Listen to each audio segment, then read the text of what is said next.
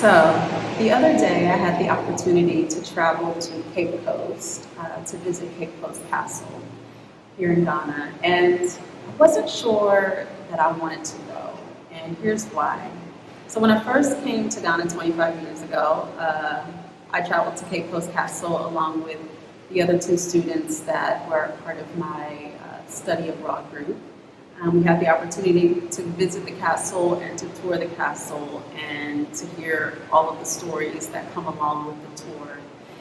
And I remember so distinctly how heavy it is, how heavy it was to be there and to be hearing these stories and to know that the floor that you were standing on, the dungeon that you were in, the tiny little window of light, the tiny piece of air you were feeling was the same floor and dungeon and air and window and light that my ancestors may have felt before they were taken from African shores to, wherever they were going to be enslaved.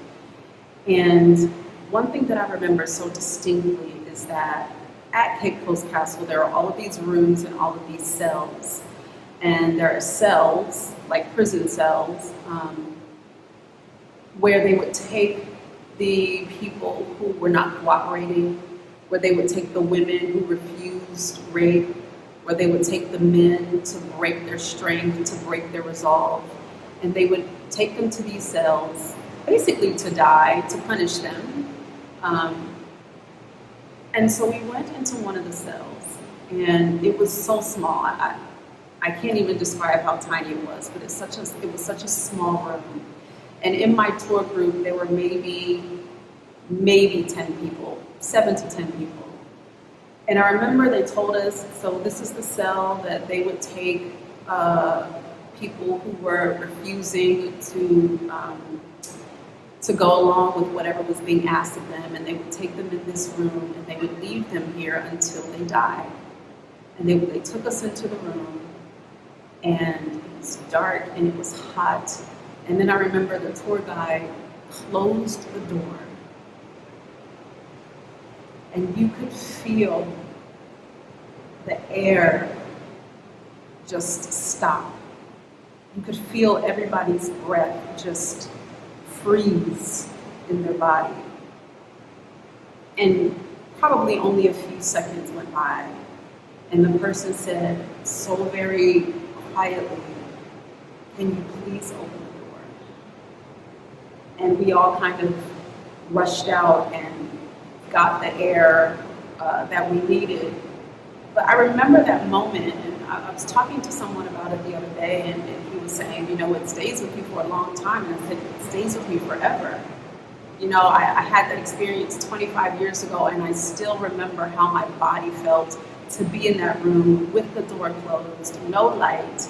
Like I said, a tiny little sliver of light coming through a small square hole that had been carved into the wall. That was the only light, that was the only air, and there were, God only knows how many people put into that room, stuffed into that room until they died or complied. And so I remember that heaviness, and I didn't know if I wanted to feel that again. I knew that I didn't want to feel it again. But I also knew that I'm older now, I have more life experience, and I wanted to see what my thoughts would be having this experience for a second time 25 years later. And also, I paid for this tour package. So a part of that package was going to Asen Monso, which was the last bath. So, people were captured and kept enslaved, and they were captured from multiple places. They were captured from the north of Ghana. They were captured further inland of the continent, further east further east of Ghana, or in the eastern region of Ghana. They were captured from Togo and Ivory Coast and Burkina Faso and Nigeria and all of these places. And they were marched to the coast. And the march could take weeks or even months, depending on how far you were from the coast and how much your body was allowing you to move. They were fed very meagerly, only enough to keep them alive so that they had enough energy to walk, but not enough food to strengthen them so that they could possibly fight back. And they were out in the elements, in the heat of Ghana, in the rain, as you see right now, torrential downpours. Like, they were out in the elements, you know, wild animals, bugs, walking through the jungle, barely any clothes, you know, being scratched by plants and trees and vines, barefoot, carrying heavy, heavy chains around their neck, around their wrists, around their ankles. And so this was just an abysmal hell that they were living in, that they were living through. And so they were being marched to the coast. And this particular river, Asen Monso, was the last bath that they were able to take. And because they had been marching for so long and they had lost weight because of barely eating and, you know, bug bites, animal bites, whatever, women having their cycle on themselves, this was the spot where they would take a bath in the river. And this was also a spot where Europeans would come to purchase. So they would bathe them in the river and, you know, rub shea butter all over them to make them look shiny and healthy, even though they weren't. And this was one of the places where Europeans could come to purchase whichever enslaved person they wanted to purchase. And so I wanted to go to Asen Monso because I didn't have the opportunity to do that when I was here before, and I really wanted to have that experience. So we went to Asen Monso, and you go, you know, through these gates that lead you to the river, and you see kind of like an arch that's been built right on the shore of the river that says the last bath. And so it was at a certain point in the river where the current wasn't really running. On the day that I went, it was very rainy, like it is today, and it was muddy, and so the river was flowing. It was moving very, very quickly. And so the guide told me that there was a certain part of the river that you could see where the water wasn't really flowing as swiftly, and so that was where they would bathe them so that, you know, they would be carried away by the water. But there's also a part of the river a few steps away from that last bath portion that's labeled, I think it's labeled the first bath of return. And there are steps there, and you can kind of go and put your feet in the water. And of course, like I said, it had been raining that day, and so the water was really, really flowing. The water was really, really rushing. And so I wanted to step into the water, and my driver was like, okay, I'm gonna go with you because, you know, he didn't want me to get carried away in the water. But it was safe. There was a step there that it was safe for me to stand on. And so I took my shoes off, and I, you know, put my feet in the water and stood there.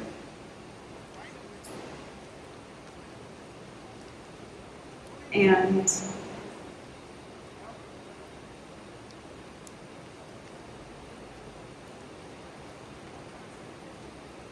I just said a prayer.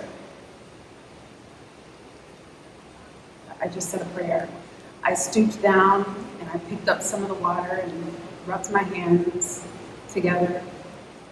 And I said a prayer because,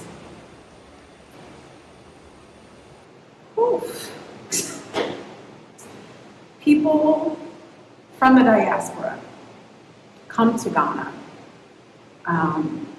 One, because Ghanaians are very welcoming, and we thank you for that. I thank you for that.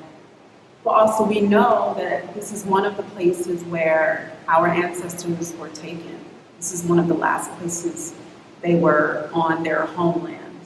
You know, whether they were from the country that is now Ghana or whether they were from another part of the continent, you know, we know that, you know, Cape Coast Castle, Elmina Castle, there are so many of these places where enslaved people were taken and shipped across the ocean. And so we, as the diaspora, African Americans, Caribbeans, you know, wherever you are in the diaspora, we come here knowing that we're going to have an experience of, you know, not even close, but having the experience of stepping on the land that our ancestors stood on before they were taken away. And so it's an emotional experience for a lot of us. Some people come with grief, some people come with anger, some people come with rage. Some people come not knowing how they're going to feel and not knowing what their response is going to be, but just knowing that they want to be able to honor the atrocities that happened in this way by being on this land. And so I stooped down into the water and I said a prayer, and I just prayed that anyone who would stand in that spot would have the peace of God rush over them. You know, I recognize that I'm very blessed and very fortunate to be able to travel and have these experiences, but a lot of people I know never will. And so I hope that in me being able to stand in that spot and stoop into that water and say a prayer, I'm not just praying for the people who will be able to come back and have that moment for themselves, but I'm praying for the people who won't. Excuse me. That any angst, that any rage, that any anger, that any grief, or even an unnamed emotion that they feel would be covered by God's peace. And that's my prayer, you know? I'm so happy that I was able to have that experience. And one thing that I really loved is that, as you know, after I put my feet in the water and I came out and we walked back through the gates again, and I was taking video of myself. And behind me, I could see that gate, that last bath gate. And I'm thinking to myself, this was a perspective that those ancestors never got to see. They never got to see or feel the freedom of, I'm not going through this gate for the last bath and to be bought and sold. I am coming out of the gate as a free person. They never got to experience that. And so that brought some joy to my heart that I was able to have that experience. And it was similar at Cape Coast Castle. If you've ever been to Cape Coast Castle, or if you know anything about it, you know that they have the door of no return, which was the door that the enslaved people would go through to get to whatever ship was going to take them away. And on the other side of that door, they have labeled it the door of return, where again, a lot of the diaspora is able to go through that door and then come back. And that's kind of symbolic of coming home. And so I did that as well. I went through the door of no return and I came back through the door of return.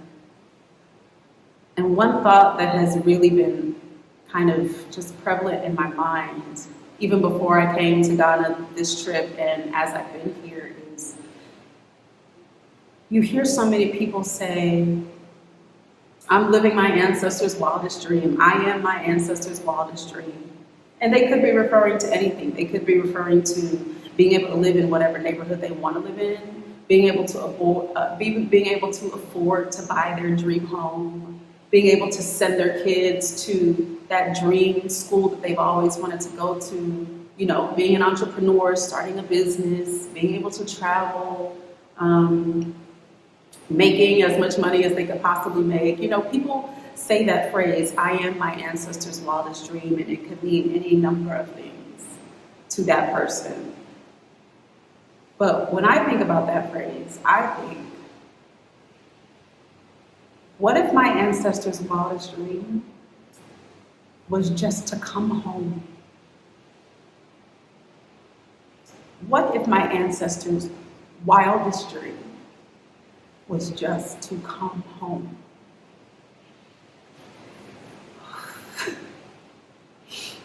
And so, again, I'm thankful to be able to have these experiences. And if in some way me being here and me walking through those spaces, the last bath, Cape Coast Castle, if anything about that brings my ancestors home, I'm happy to be the one. I'm happy to be the one. You know, I'm a Christian, so I don't necessarily believe in, you know, ancestral worship or anything of that nature. But I do believe in something called ancestral memory. And this is something that I've experienced, you know, in different spaces. When I've traveled the continent, I experienced it in Zambia, where I've experienced it in Ghana, I've experienced it, you know, in multiple places, where you know that your body, your memories, your cells, your DNA holds the memory of something that happened long before you were here. I believe in that. You know, people talk about things that pass from generation to generation to generation. I believe that that includes traumas, experiences. I think that sometimes that's why you have a knowing and you don't know why you know a thing, but you know it because it's in your DNA. And so, along with that belief of that, what I call ancestral memory is there's something in me that knows that it is safe to rest here. Regardless of all of the horrors that have happened and you know, who perpetrated what against whom and all of those things, there's still a knowing that, and again, Ghana may not have been where my ancestors were from. You know, the land that is Ghana, it could be some other place, but there's still the knowledge that this is the land of my ancestors. And to know that there were horrors that they went through. And I am here as a result of them staying alive, essentially. It really blows my mind to know that. To know that there's some part of me that came from them, that was them. And all of the experiences that they had, all of the horrors that they had to go through, culminated into joys, culminated into triumphs, culminated into me. And again, I say, what if my ancestors' wildest dream was just to come home?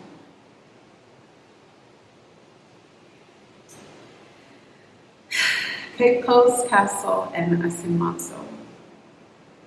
I'm glad I went back to Cape Coast. Still a very profound experience, still a very heavy experience, but I'm happy to have had the experience again and to be able to feel even an inkling of what they felt, because I truly believe that we will never know the fullness of the horrors of slavery. We'll never know. There are things that we know that are horrific to our minds, and I am 100% certain that the most horrific thing that we know was baseline. The horrors were more than we can imagine, and I'm thankful that I cannot imagine. I'm thankful that I could stand in those dungeons. abysmal to me. It's an abomination to me that there is a castle built on top of dungeons where people were kept for days, weeks, months to basically rot and fester in their own filth. I don't understand the mentality that does that to another human being.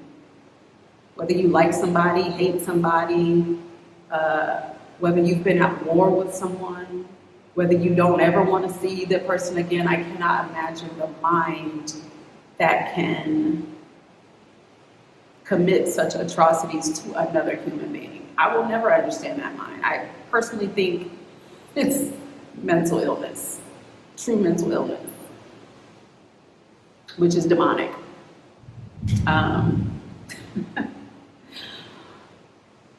And I think that is at the root of slavery, of enslavement, of attempted annihilation of entire groups of people, white supremacy. Like I believe that at the root of all of those things is something demonic.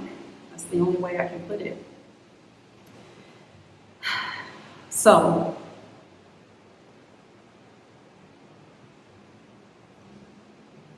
thank you for listening to my story.